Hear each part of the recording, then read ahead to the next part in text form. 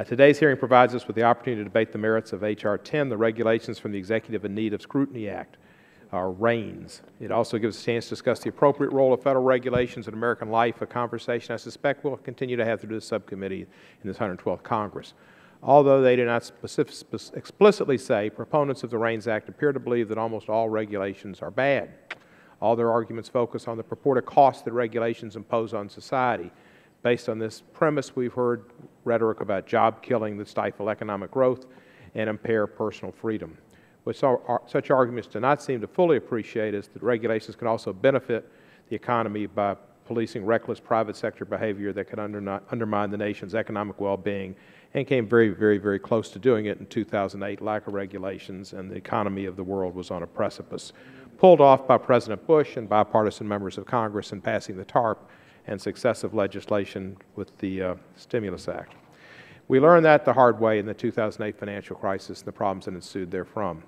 We can look back to the Great Depression, when there was even more independence of regulations and lack of regulation, and see what followed there, Great Depression.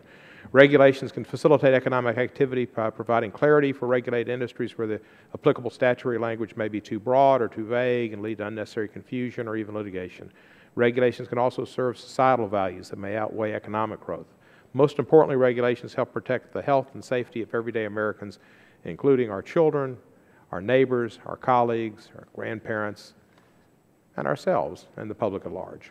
The fact is that federal regulations help ensure the safety of the food that we eat, the air that we breathe, the water that we drink, the products we buy, the medications we use, the cars we drive, the planes we fly in, and the places we work. Indeed, most Americans are able to take for granted the safety of these things is assured because of the existence of federal regulations. The REINS Act threatens to make it harder for such beneficial regulations to be implemented. Under the Act, Congress must approve a major rule, one having an economic impact of $100 million or more, by passing a joint resolution of approval through both houses of Congress within 70 legislative days after the rule is submitted to Congress.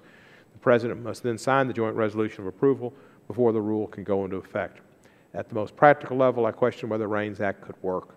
I've been in Congress long enough to understand that the crush of business before us will often be, more often than not, prevent us from giving due consideration and approval to the many rules that may be beneficial, and even ultimately enjoy the widespread support if we were to implement the REINS Act.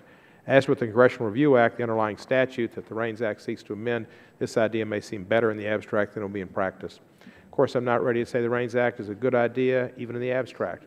While I appreciate the attempt to reassert some congressional control over agency rulemaking, there are separation of powers that I think was spoken to the members of Congress about recently, and Justice Scalia, I think, led that talk, and there could certainly be constitutional objections and separation of powers to the REINS Act, which we'll hear from our witnesses.